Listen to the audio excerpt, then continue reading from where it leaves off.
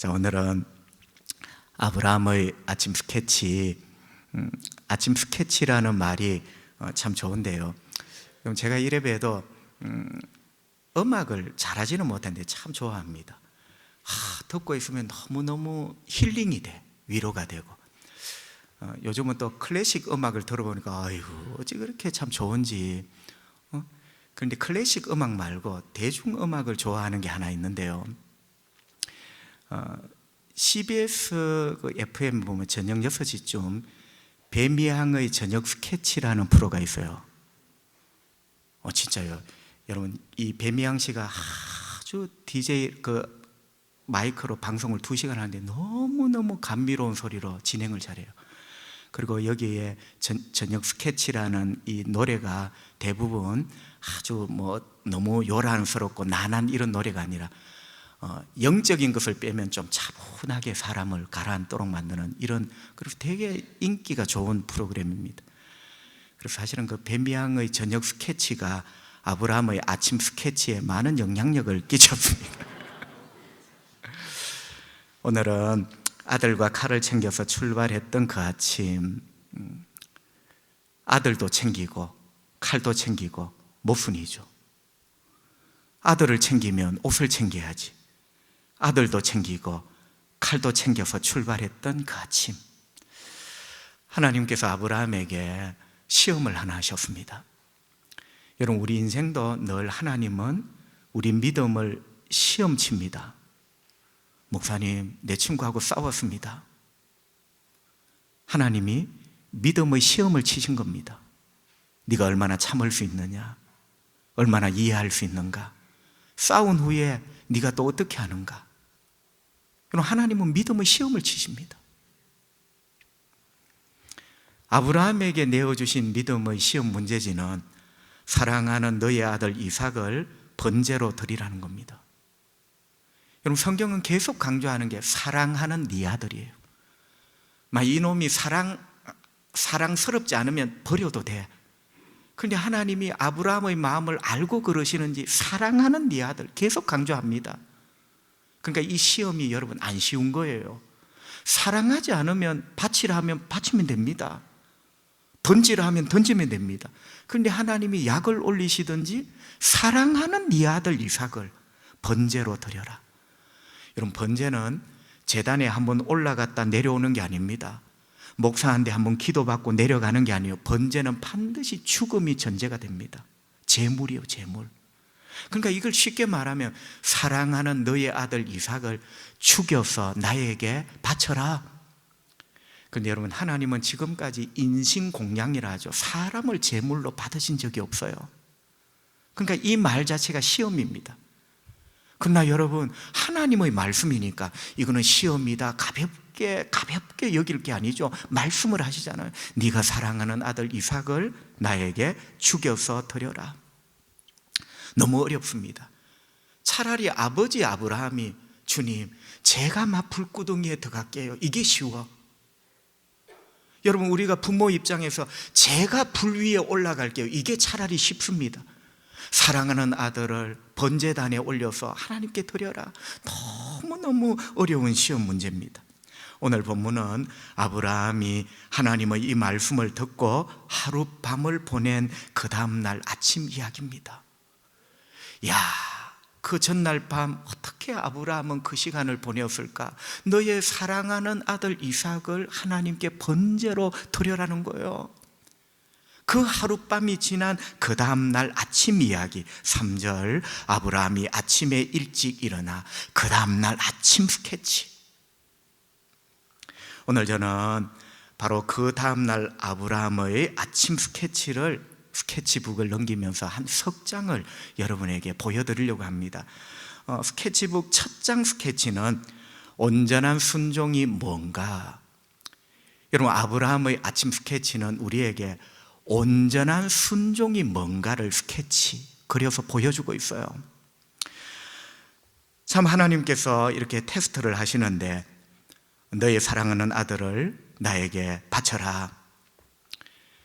여러분, 이것은 사실은 문제는 사랑하는 아들을 바치라는 것인데, 아까 제가 힌트를 드렸어요. 믿음의 시험지입니다. 믿음으로 지금 하느냐 하지 않느냐, 그리고 순종의 시험지예요. 여러분, 우리 삶의 모든 시험지는 믿음의 시험지고 순종의 시험지입니다. 서너 번 떨어졌습니다. 떨어질 수 있습니다. 이제 어떻게 살아야 되는가? 여러분, 불합격 통지서를 받았지만 하나님께서는 믿음의 시험지를 내민 거예요. 네가 앞으로 믿음으로 어떻게 살래?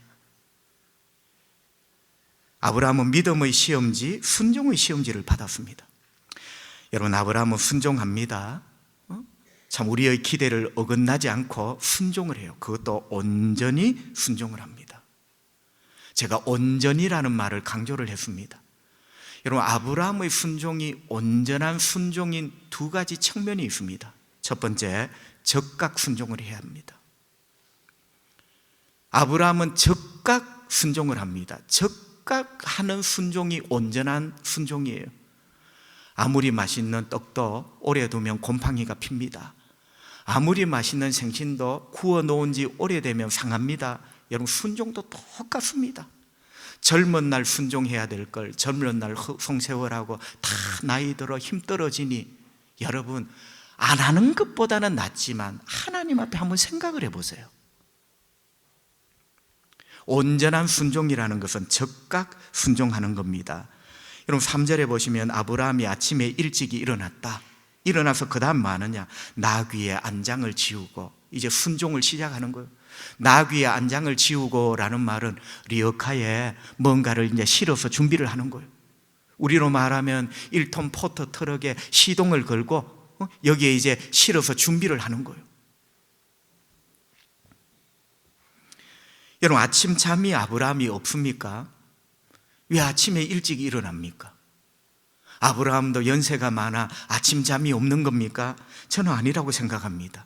그런데 왜 아브라함은 아침에 일찍이 일어나 이렇게 순종을 시작하는가? 여러분, 잠이 없어 그런 것이 아니라 이 아침에 순종하지 않으면 그 다음에 점심때는 내 마음이 어떻게 될지 몰라. 저도 여러분 목사지만 살아보니까 아침에 주님이 은혜를 주셨어요. 아침에 주님이 은혜를 주셔서 어떤 마음과 생각을 주셨어요. 여러분, 그 아침에 순종하지 않으면 점심때 되면 이 마음과 생각이 어떻게 될지 몰라요. 그게 인간이에요. 그래서 아브라함이 아침에 일찍이 일어나 순종을 시작한 이유가 적극적으로 내 마음이 어떻게 될지 몰라. 하나님께서 은혜 주셨을 때, 내 마음에 그런 감동과 결심이 섰을 때 하나님께 이렇게 순종을 적극적으로 하는 겁니다. 어떤 사람은 이렇게 말을 했습니다. 순종에서 가장 중요한 것은 타이밍이다. 여러분, 어떤 분은 큰 것을 순종했다고 되게 자랑합니다. 그런데 여러분 잘 생각해 보세요. 순종에서 가장 중요한 것은 타이밍이에요. 그게 무슨 말이냐? 하나님이 원하시는 시간이 있어요. 여러분, 내 청춘 다 지나가고 남는 시간에 여러분 그래도 안 하는 것보다는 낫다만 분발하세요. 하나님이 원하시는 시간이 있어요. 타이밍이라는 것은 그 시간을 맞추는 거예요. 내가 늦지 않게 결단해야 될 때가 있어요. 늦지 않게 결단해야 될 때가 있는 거예요. 여러분, 에서 아시죠? 에서는 뒤늦게 왔잖아요. 타이밍을 놓쳤잖아요. 그래서 에서가 받을 축복은 하나도 없습니다.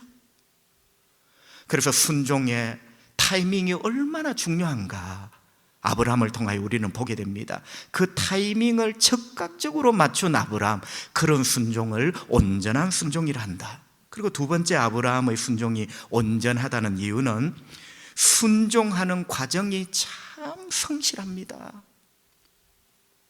아브라함이 순종했다, 그는 우리식으로 하면 목표를 이룬 거예요. 여러분, 우리는 언젠가 목표 지향주의, 세상도 그렇고 교회도 그렇고 목표를 이룬 사람, 야, 저 사람 시청에 몇 급 공무원이라, 그러면 과정은 아무 때도 쓸모가 없어. 그게 대장이야. 여러분, 목표를 이룬 사람이 대빵이야. 그 사람이 주도해. 과연 그럴까요? 하나님은 여러분 과정을 되게 중요하게 여깁니다. 순종했다, 그것도 중요하지만 그 순종의 과정, 여러분 알고 보면 우리 하나님 되게 섬세한 분입니다. 하나 떡 던져주면 목표를 이루었다고 하나님께서 널름 받아 잡수시고 잘했구나 이런 분이 아니고 그 과정 하나하나를 세밀하게 눈여겨보시는, 그 세밀한 기쁨을 즐기시는 분이 우리 하나님입니다. 여러분 3절을 한번 보세요. 아브라함이 아침에 일찍이 일어나 나귀의 안장을 지우고, 여러분 막 하는 게 아니에요. 차례대로 두 종과 그의 아들 이삭을 데리고 번제에 쓸 나무를 쪼개어 가지고 떠나 하나님이 자기에게 일러주신 곳으로 가더니, 동사가 한 6개 나옵니다. 여러분 그 과정 사이에 막힘이 없어요. 물이 흐르듯이 아주 섬세하게, 아브라함은 아주 섬세하고 세밀하게 순종을 준비해 갑니다. 여러분 이거 굉장히 중요한 거예요. 안장을 지웠습니다. 종 둘과 아들 이삭을 손에 딱 잡고 데리고 갑니다. 번제에 쓸 나무도 준비합니다. 제가 감동을 받았던 것은요, 3절에 보면 번제에 쓸 나무가 필요하거든요. 그런데 여러분 모리아 산에는 나무가 없을까요? 일제시대 6.25 때처럼 모리아 산에는 나무가 하나도 없는 깡산입니까? 여러분 이게 너무너무 감동인 거예요. 그 산에 왜 나무가 없겠습니까? 그런데 나무를 준비해. 그런데 여러분 눈이 있으면 3절을 보세요. 준비를 하는데 그것도 쪼개어서 준비를 해요. 통나무를 들고 가는 게 아니라 번제에 쓸 나무를, 땔감을 쪼개어서, 제가 준비를 하면서 너무너무 은혜를 받았습니다. 야, 이런 게 순종이고 이런 게 믿음이구나. 여러분 아브라함이 마음이 뭐가 편하겠습니까? 아들을 죽여야 되는데, 근데 보세요, 하나님께 순종하는데 그 아들의 몸을 불을 태울 나무를 쪼개어 가지고 준비를 하는 거예요. 너무너무 아름답죠. 믿음의 철학자 키엘케고르가 이런 말을 합니다. 목표를 이루는 것보다 과정 자체가 소중한 것이 인생 여행입니다. 여러분 인생 여행은 목표를 이루었다, 김대훈 초량교회 담임 목사 되었대. 하나님은 눈도 깜짝 안 합니다. 하나님은 섬세한 분입니다. 여러분 인생 여행, 믿음의 여행에서 하나님은 목표를 먼저 보는 게 아니라 그 목표를 향하여 가는 과정, 인생의 여행 가운데 그 과정, 믿음의 여행 가운데 그 과정을 하나님은 되게 소중하고 아름답게 보십니다. 여러분 그런 의미에서 보면 아브라함의 이 순종이 너무나 아름다운 거예요. 물론 마지막에 순종한 것도 너무 귀하지만 여러분 이 섬세한 순종의 과정들을 보세요. 아브라함의 믿음의 여행, 모리아 산으로의 이 3일 여행, 얼마나 하나님이 기뻐하실 만한 여행입니까? 그래서 스케치북 첫 장 스케치는 온전한 순종은 이런 것입니다 라는 스케치를 우리가 보게 되었습니다. 자, 두 번째 스케치는 믿음으로 산다는 것이 무엇인가, 그 스케치를 하고 있습니다. 믿음으로 산다는 것은 무엇인가? 여러분 어떤 신학자가 이런 글을 남겼습니다. 믿음으로 산다는 것은 순종과 신뢰의 두 발로 걸어가는 것이다. 더 쉽게 말하면 믿음으로 살아간다는 것은 한쪽 발은 순종, 한쪽 발은 신뢰라는 것입니다. 이런 말입니다. 내가 해야 할 일은 최선을 다하여 순종하고, 내가 할 수 없는 일은 하나님이 하실 것이라고 믿고 신뢰하는 것. 야, 여러분 멋있습니다. 어떤 분은 말합니다. 목사님, 내 친구입니다. 내 친구 김 집사인데요, 믿음이 되게 좋습니다. 믿음이 어떻게 좋은데요? 교회 열심입니다. 우리가 착각하는 게 그거예요. 여러분 열심이 과연 믿음일까요? 제가 열심을 내는 사람을 폄훼하는 게 아니에요. 여러분 믿음은 열심을 포함합니다. 그러나 열심이 믿음의 전부는 아니에요. 진짜 믿음은 뭐냐? 믿음은 내가 할 수 있는 것에 대하여 최선을 다하여 순종하고, 아브라함 보세요. 최선을 다하여 순종합니다. 심장이 쪼여오지만 아들을 번제로 드릴 나무를 쪼개는 데까지 순종하잖아요. 마음이 쪼여오지만 내가 할 수 있는 최선의 것을 다 순종합니다. 그리고 아브라함은 할 수 없는 것은 하나님이 하실 것이다. 여러분, 내가 할 수 없는 걸 어떻게 순종합니까? 내 영역을 벗어난 할 수 없는 것은 하나님이 하실 것이다. 하나님을 신뢰했다는 거예요. 여러분, 오늘 본문 전체에 보면 아브라함은 순종합니다. 그리고 할 수 없는 것에 대해서는 하나님이 하실 것이라고 하나님을 신뢰해요. 두 가지 신뢰가 나오죠. 첫 번째, 아브라함은 이렇게 말합니다. 나는 전능하신 하나님을 신뢰합니다. 5절을 한번 볼까요? 이에 아브라함이 종들에게 이르되 너희는 나귀와 함께 여기 기다려라. 내가 아이와 함께 저기, 너희는 여기, 나하고 아들 이삭은 저기 산꼭대기에, 너희는 여기, 나는 저기 가서 예배하고 우리가 너희에게로 돌아오리라. 잘 보세요. 하나님은 이삭을 번제로 드려라 했습니다. 그런데 아브라함은 종들에게 우리가 돌아올 것이다 라고 합니다. 번제로 드리는 것은 죽는 거예요. 돌아오는 것은 사는 겁니다. 야, 여러분, 이게 사실은 어불성설이에요. 말이 안 되는 거예요. 번제로 드리라라는 것은 죽는 거예요. 죽지 않는 재물이 어디 있습니까? 그런데 아브라함은 말합니다. 돌아오리라. 돌아오는 것은 죽은 자가 어떻게 돌아옵니까? 살아있으니 돌아오는 거지. 여러분, 우리는 여기서 아브라함의 믿음을 확인할 수 있습니다. 죽고 사는 것은 내가 하는 일이 아니에요. 그래서 아브라함은 하나님을 신뢰한 거예요. 여러분, 순종하는 것은 마지막 나무 쪼개는 것까지는 내가 할 수 있어. 그러나 죽고 사는 것은 하나님이 하시는 거예요. 하나님을 신뢰하는 거예요. 나의 하나님은 생명의 하나님, 나의 하나님은 살리시는 하나님, 나의 하나님은 부활의 하나님. 너희는 여기 있어라. 우리가 돌아오마. 참, 이런 것을 가지고 우리는 믿음이라 합니다. 성도 여러분, 죄송한데요, 그렇게 여러분이 열심히 교회 다니면서 그렇게 열심히 봉사한다면서요, 그런데 1년 365일 늘 불안해. 전능하신 하나님을 한 번도 제대로 신뢰한 적이 없어. 참, 믿음이라 하기에 하나님 앞에 너무 부끄럽다. 그게 믿음이 아니라니까요, 여러분. 그거는 믿음이 아니고, 그럼 목사님 뭔데? 종교적 열심. 하나님을 신뢰하세요. 하나님은 여러분을 살리십니다. 여러분을 일으키십니다. 내가 할 수 없는 일을 전능하신 하나님은 하십니다. 그 하나님을 신뢰하라는 거예요. 그리고 두 번째, 아브라함은 준비하시는 하나님을 나는 신뢰합니다. 준비하시는 하나님을 믿었습니다. 7절에 보니까 아들 이삭이 아버지, 불과 나무는 여기에 있는데 번제할 어린 양은 어디에 있습니까? 다 큰 이삭이 정확하게 물었죠. 여러분, 번제를 드리려면 세 가지가 있어야 됩니다. 불을 피울 땔감 나무, 그리고 올릴 번제할 양. 아버지, 불과 나무는 여기 있는데 번제할 어린 양은 어디에 있습니까? 안 보이는 거예요. 안 보이는 거예요.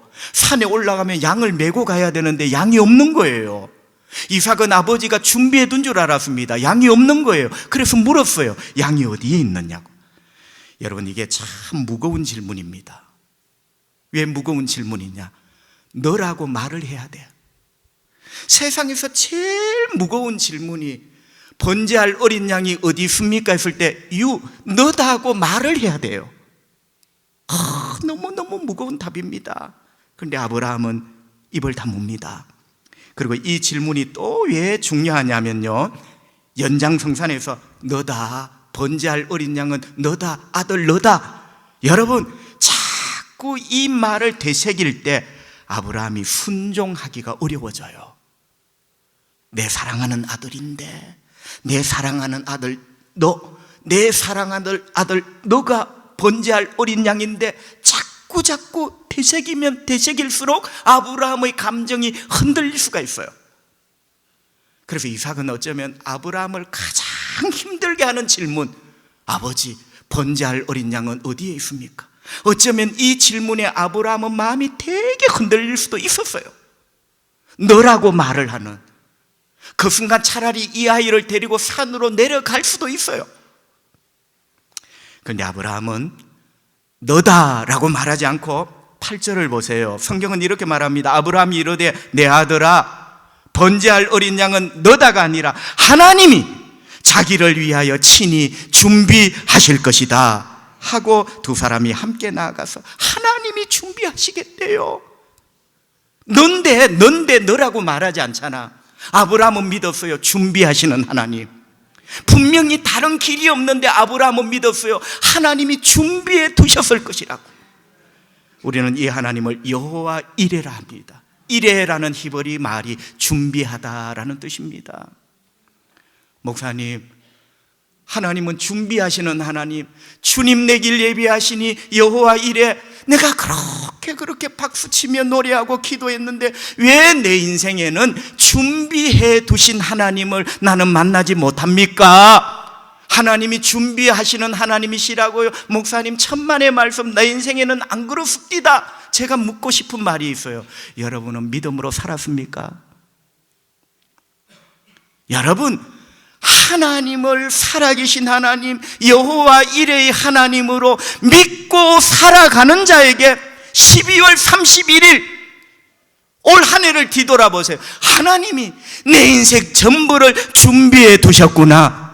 믿음으로 사는 자가 여호와 이레의 하나님을 경험하게 돼 있어요.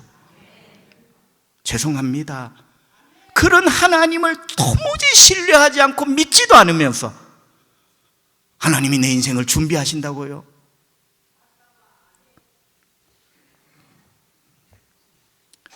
성도 여러분, 우리가 하나님을 향한 이런 믿음을 꼭 가져야 될 줄 압니다. 어쩌면 여러분, 아브라함의 믿음이 큰 게 아니라 아브라함은 크신 하나님을 믿었어요. 저 김 집사는 믿음이 크대, 김 집사에게 초점이 있는 거야. 아브라함은 사실은 믿음이 큰 게 아니고 크신 하나님을 믿는 믿음을 가진 거예요. 하나님은 크십니다. 전능하십니다. 죽은 자를 살리십니다. 병든 자를 일으키십니다. 하나님은 크십니다. 없는 것을 준비하십니다. 보세요. 사실은 아브라함의 믿음이 큰 게 아니라 아브라함의 믿음은 크신 하나님을 믿는 믿음이었어요. 우리가 그 믿음을 가질 때 온갖 역사들이 일어납니다. 마지막 세 번째 스케치북, 하나님이 인정하시고 놀라신 순종. 하나님이 아브라함의 이 순종을 인정하시고 깜짝 놀라셨어요. 마침내 모리아 산에 도착을 했습니다. 9절에 보니까 아브라함은 돌로 제단을 쌓았습니다. 그리고 가져온 나무를 그 위에 벌려 이렇게 돼 있어요. 우리로 말하면 나무를 펼친 거예요. 나무를 펼쳤다. 야, 아브라함 대단합니다. 나무를 쪼개어서 준비한 것도 자기고 제단 위에 나무를 이렇게 펼치는 것도 아브라함 자신이, 난 대단하다 생각합니다. 그리고 이제 번제물을 그 위에 올립니다. 아들 이삭을 결박하여 펼쳐놓은 나무 위에 올립니다. 어떤 신학자가 이렇게 말합니다. 여러분, 9절에서 제일 중요한 말은 나무를 펼쳤다는 말입니다. 여러분, 이 나무를 펼쳤다는 것은 불을 떼기 직전의 행동이지만 사실은 나무를 펼친 것이 아니라 아브라함은 무대에서 그 믿음을 펼쳐 보인 것이다, 이렇게 해석을 했어요. 여러분, 조금 많이 나간 해석 같지만 진짜 와닿는 해석입니다. 아브라함은 나무를 펼친 것이 아니라 인생의 무대 위에서 그의 믿음을 펼쳐 보였다.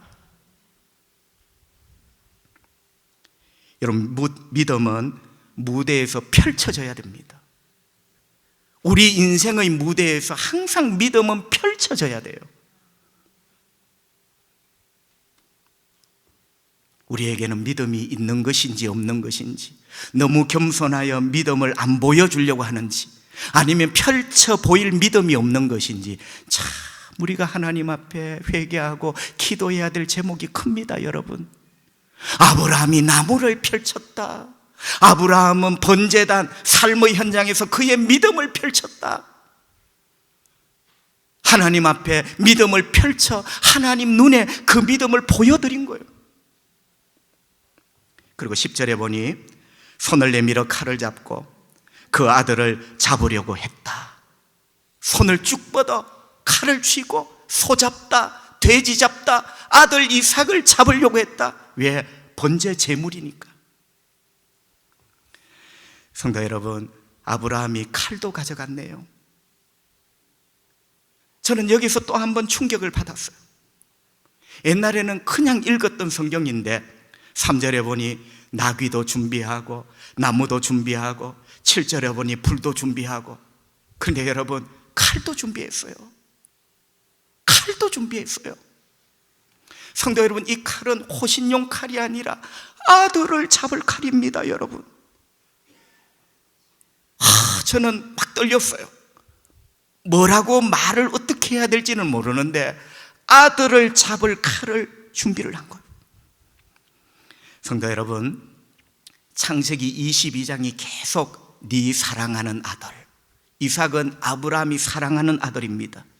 그런데 칼은 그 사랑하는 아들을 잡을 칼이에요. 이게 순종이 어려운 이유입니다. 여러분, 순종이 왜 어려운 줄 아세요? 내가 사랑하는 그 놈을 잡아야 되는 거예요. 내가 아끼는 그것을 내려놓아야 되는 거예요. 그리고 동시에 하나님께서 순종을 귀하게 보는 이유예요. 여러분, 내 사랑하는 아들 이삭, 그리고 그 놈을 잡을 칼, 순종이 얼마나 어려운가, 그리고 거꾸로 순종을 얼마나 하나님께서 귀하게 보시는가, 이 속에 다 포함이 되어 있어요. 바로 그때 하늘에서 다급한 소리가 들립니다. 12절, 사자가, 하나님의 사자가 이르시되 그 아이에게 손대지 마라, 그에게 아무 일도 하지 마라, 죽이지 마, 손대지 마. 네가 네 아들 네 독자까지도 내게 아끼지 아니하였으니 내가 이제야 네가 하나님을 경외하는 줄을 아노라. 아멘. 하나님께서 다급한 목소리로 이삭에게 손대지 말해. 그 이삭에게 손대면 큰일 난대. 그러면서 뭐라 합니까? 이제야 네가 하나님을 경외하는 줄 내가 알았다. 여러분, 알고 보니까 이 시험지는 하나님을 경외하는가, 그것을 묻는 문제였어요. 경외가 뭐죠? 사랑합니다. 경외가 뭐죠? 두려워합니다. 경외는요, 사랑과 두려움이 동시에 녹아있는 단어예요. 무서워서 두려운 게 아니라 사랑하기 때문에 그분이 너무 떨림으로 두려운 거예요. 네가 나를 경외하는가? 여러분, 그 경외를 우리가 어떻게 보일 수가 있습니까? 그 하나님을 향한 경외심을 보여주는 척도가 순종입니다. 여러분이 아무리 입술에 침을 바르고 물을 100잔 1000잔을 마셔도 순종이 없다면 하나님을 경외한다고 말하기 힘들어요. 그래서 보세요. 문제는 네가 하나님을 경외하는가인데 답은 뭐죠? 순종. 경외합니다가 아니에요. 순종이 답이에요. 어쩌면 문제하고 답하고 안 맞는 것 같죠? 제가 방금 말씀드렸잖아요. 순종이 하나님을 경외함을 보여주는 척도다. 그러면서 하나님께서 말씀하셨죠. 이제야 네가 나를 경외하는 줄 알았다. 이제 알았어. 그런데 여러분, 왜 이제야 라고 했을까요? 이게 늘 궁금했습니다. 여러분, 이게 이제야 라는 말이 이제서야 이렇게 하면 하나님이 전지전능한 분이 안 되죠. 그럼 과거에는 몰랐는데 이제서야 알았다, 아브라함아 미안하다 이런 겁니까? 여러분, 이제야 라는 말은 이제서야 알았구나 이런 뜻은 전혀 않을 거예요. 물론 이제라는 어떤 시점이 있지만 사실은 이제야 라는 말은 어떤 하나님의 감동과 감탄이 녹아있는 그런 시점입니다. 지금까지는 몰랐는데 이제서 알았다 이런 개념이 아니라 어떤 기쁨이 녹아있는 이제야. 여러분, 두 가지를 말씀을 드리려고 합니다. 첫째는 아브라함아, 너의 하나님을 경외함이 여전하구나. 여러분, 이제야 라는 말은 여전하구나, 너 한결같구나, 어쩜 그렇게 변함없이 주 여호와를 경외하며 그렇게 살아? 여러분, 하나님께서 아브라함을 부르셨습니다. 구원으로 부르셨고 믿음으로 부르셨죠. 아브라함을 부르셨다는 말은 구원의 세계로 부르셨고 믿음의 세계로 부르셨어요. 왜? 구원은 믿음으로 얻어요. 자, 아브라함을 부르는 그 장면이 창세기 12장 1절에 있습니다. 여호와께서 아브라함에게 이르시되 너는 너의 고향과 친척과 아버지 집을 떠나 내가 너에게 보여줄 땅으로 가라. 여러분, 참 이상한 것은 방금 전에 제가 여러분에게 하나님께서 아브라함을 믿음의 세계로 부르셨다. 그런데 믿음의 세계로 부르셨는데 그 첫 마디가 고향과 친척과 아버지 집을 왜 떠나라 하실까요? 거기에 있으면 안 됩니까? 거기에 있어서 예수 믿고 예배당 다니면 안 됩니까? 왜 고향과 친척과 아버지 집을 떠나라 합니까? 고향과 친척과 아버지 집을 떠나는 게 믿음의 세계와 무슨 관계가 있습니까? 이걸 잘못 해석하면요, 예수 믿으면 엄마 아버지도 모르고 형제도 모르고, 여러분, 그 말이 절대로 아니에요. 예수 믿을수록 부모를 더 잘 알아보고 형제를 더 잘 챙겨야지. 그런데 믿음의 세계와 친척, 고향과 친척과 아버지 집을 떠나는 게 뭐냐? 여러분, 고향과 친척과 아버지 집을 한마디로 하면 부족입니다. 부족. 자, 지금부터 3500년 전 아브라함 시대로 돌아가 보면 아브라함 시대의 한 인간 아브라함이 이 땅에 생존할 수 있는 유일한 방패, 생존을 위한 유일한 도구, 부족, 고향 친척 아버지 집이에요. 그러니까 고향 친척 아버지 집을 떠나면 인간적으로, 세상적으로 아브라함의 생명과 아브라함의 인생을 보장해 줄 사람이 아무도 없어. 그럼 이게 무슨 말이냐? 너는 나 여호와가 너의 인생을 지켜준다는 걸 너는 믿느냐는 거예요. 여러분, 이게 부모 형제도 몰라보라는 말이 아니라 이 고향 부족을 떠나면 내가 죽는데 내가 살아. 왜? 하나님을 신뢰하라는 거예요. 그러니까 여러분, 이 말씀이 믿음의 세계로 진입을 하는 거예요. 하나님을 신뢰합니다. 세상적으로, 인간적으로 내 생명, 내 인생 지켜줄 자 이제 없지만 내 생명, 내 인생 지켜주실 분 하나님, 나는 그 하나님을 신뢰합니다. 이게 바로 고향을 떠나는 장면이에요. 하나님이 주신 말씀의 의미가 그겁니다.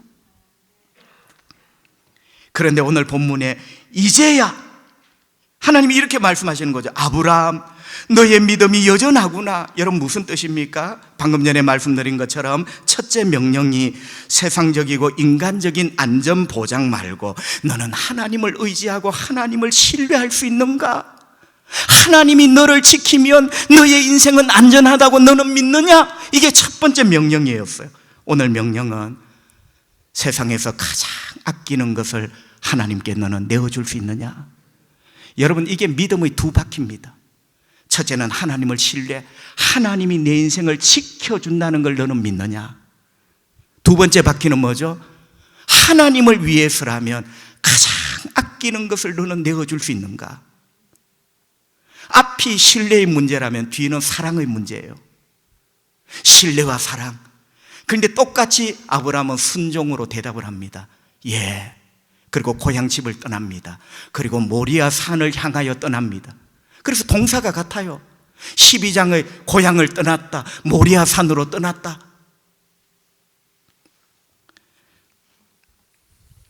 마지막 두 번째, 이제야 알았다라는 말은, 자, 여러분, 어떤 느낌이 듭니까? 이제야 알았다라는 말은 어떤 사인 같아요.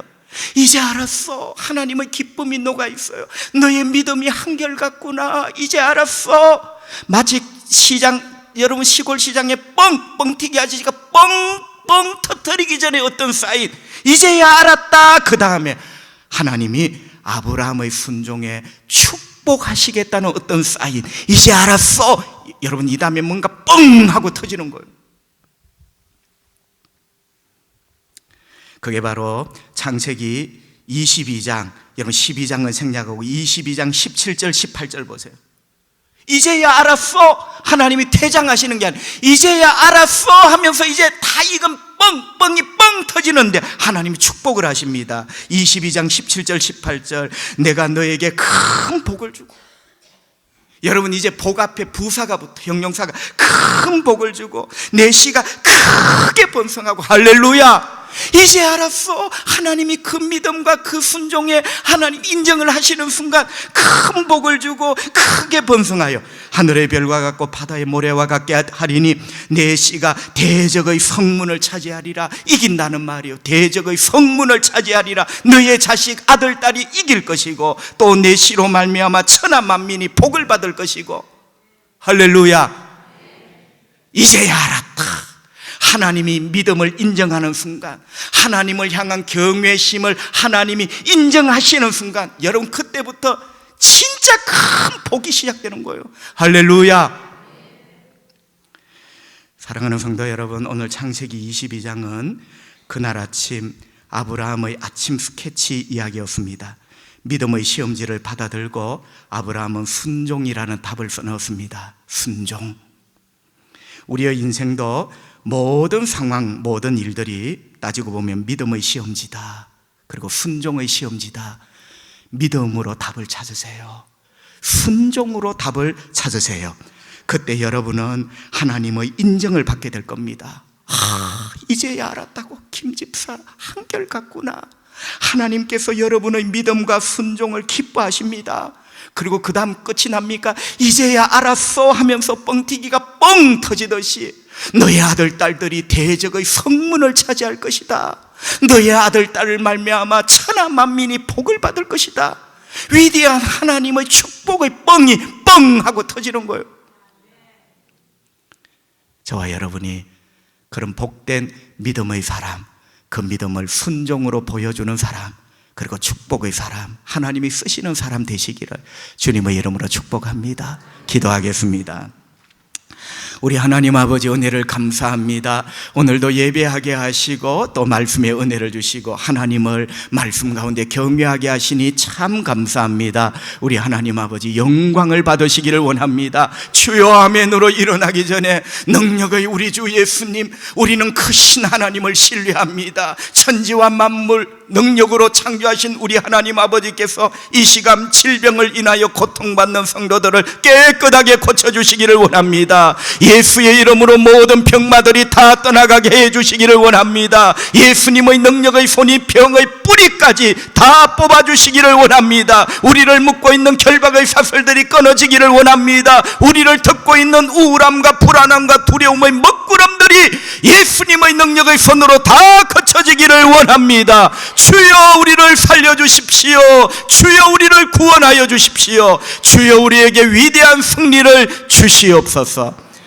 한 주간도 주님과 동행하는 멋진 한 주간이 되기를 원하옵고 예수님 거룩하신 이름으로 기도하옵나이다. 아멘.